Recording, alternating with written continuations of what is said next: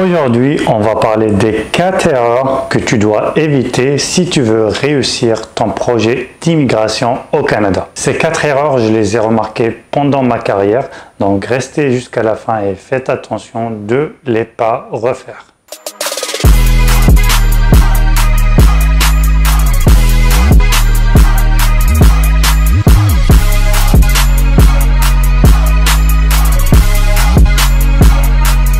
What's up YouTube et bienvenue dans cet nouvel épisode de Easy Canada Channel. Pour tous qui ne me connaissent pas, je suis Zied Sali, consultant réglementé en immigration au Canada, et dans cette chaîne je fais des vidéos liées à l'immigration et aussi sur la vie au Canada. Si tu n'es pas abonné à la chaîne, n'oublie pas de t'abonner pour pas manquer les vidéos, donc suivre l'actualité de l'immigration, mais aussi avoir des réponses plus rapides à vos questions quand vous posez des questions en commentaire. Et finalement aussi, je donne des réductions pour les gens qui sont abonnés à la chaîne pour les consultations privées. Donc voilà, sans beaucoup tarder, on va commencer le sujet de cet épisode. L'erreur numéro 4, c'est manquer d'analyse. J'ai vu plusieurs gens qui se lancent sur un projet d'immigration, ils vont vers un programme, d'un conseil d'un ami ou peu importe, et ils y vont. Oui, peut-être tu es admissible à ce programme, je ne sais pas, peut-être tu as des bonnes chances, peut-être tu vas y arriver, mais aussi tu ne sais pas ce qu'il y en a comme autre alternative. Il pourrait y être d'autres alternatives plus faciles en termes de délai, en termes de coûts, c'est-à-dire en termes de package, ça te va mieux que ce programme-là. Au lieu de dépenser beaucoup d'argent, tu aurais pu dépenser moins. Au lieu d'attendre 9 mois, tu aurais pu attendre 4 mois. Il y a plusieurs programmes d'immigration au Canada. Je le dis toujours, l'immigration canadienne, c'est un sujet compliqué. Si ce n'était pas compliqué, le gouvernement canadien n'aurait pas fait deux métiers qui sont avocat d'immigration et consultant en immigration. Et c'est pas facile d'obtenir une licence de consultant en immigration. Donc faites une analyse avant de commencer un projet d'immigration. Il y a tant de programmes, il y a tant de provinces et chacune a sa propre loi. Chaque province a 4-5 programmes, donc faites attention. L'erreur numéro 3, ça sera l'analyse de vos chances avant de commencer un tel programme. Là, je la vois toujours. Je vous donne un exemple des gens qui se lancent sur un projet dans un programme donné sans analyser et savoir leurs chances.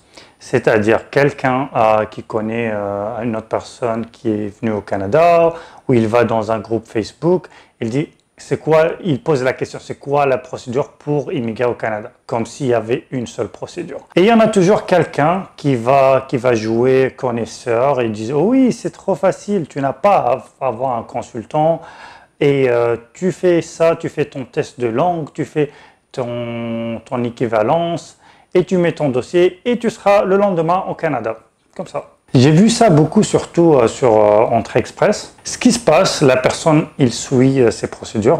Il dit, pourquoi payer un consultant ou un avocat? Les gens sur Facebook, ils connaissent. Et il fait ses procédures, il passe ses tests, il fait des efforts, c'est de l'argent, il fait ses équivalences, il prépare tout un dossier, il prépare toutes les paperasses, les banques, tout ça. Et à la fin, il réalise qu'il n'y arrive pas. Il n'est pas pris, il n'a pas le profil.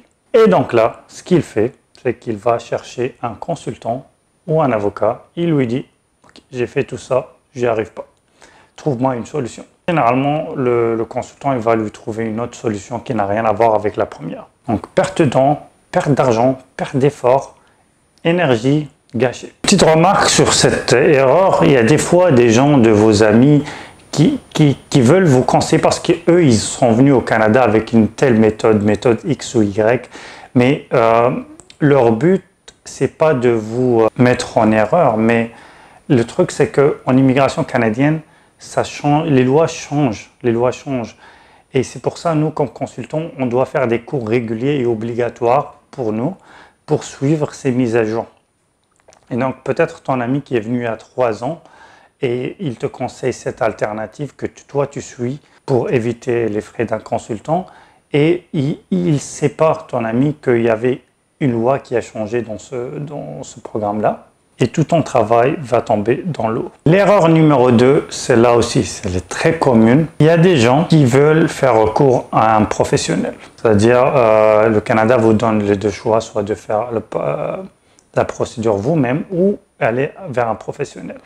Tu n'as pas le temps à investir pour des recherches où tu ne comprends pas des mots, parce que des fois sur le site canada.ca, c'est vrai qu'ils expliquent tout en détail, mais si tu ne comprends pas une phrase, ça peut tourner tout ton dossier. Ça peut tout changer. Donc il y a des gens qui disent bah, je ne vais pas m'investir tout ce temps et il y a un risque d'erreur à la fin, je vais prendre un professionnel. Et là, l'erreur que plusieurs font, prennent des représentants sans vérifier. Je vous explique. Il y a les consultants en immigration, il y a les avocats.